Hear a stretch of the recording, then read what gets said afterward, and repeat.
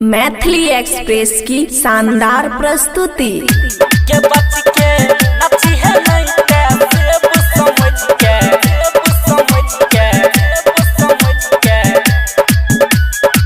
से भी खा जाइतो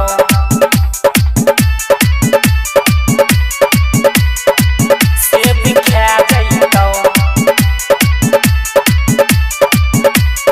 खुशी रिकॉर्डिंग स्टूडियो बलुआहा। नचची किया डीजे वाला के संग में प्यार तोरा होई जइतो गे। नचची किया डीजे वाला के संग में प्यार तोरा होई जइतो गे। बच के हाँ बच के गे बच के नची है नहीं ते सेब समझ के सेब खा जइतो। बचा के रखी है अपन सेब समझ के सेब खा जइतो। नचची किया डीजे वाला के संग में प्यार तोरा होई जइतो के।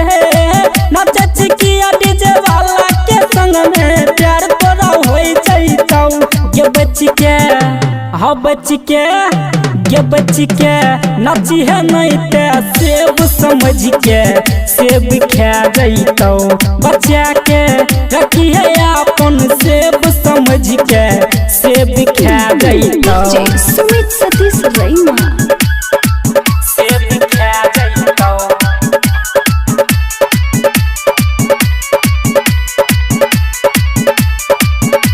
बचा के रखी है अपन सेब समझ के सेब खा जइतो।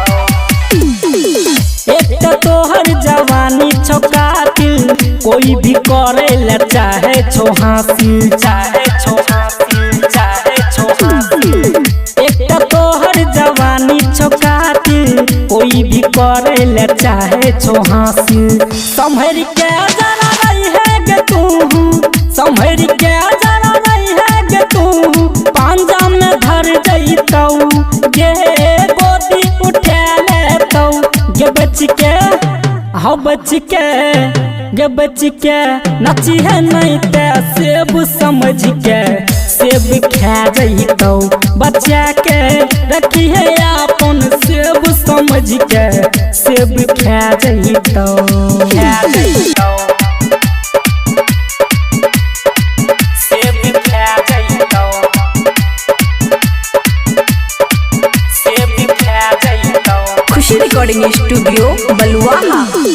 छोटे घगरा और चोली पहन के किया छुआ बच्ची गोरे बदन के किया छुआ बच्ची गोरे बदन के। छोटे घगरा और चोली पहन के किया छुआ बच्ची गोरे बदन के। मनोज मसीहा या सतेज पे तोरा मनोज मसीहा या सतेज पे तोरा सीधे सुला जइतो गे की ऊपर जइतो गे। बच के हाँ बच के गे बच के नची है नहीं ते सेब समझ के सेब खा जइतो। बचा के रखी है अपन सेब समझ के सेब खा जइतो। खुशी रिकॉर्डिंग स्टूडियो बलुआहा।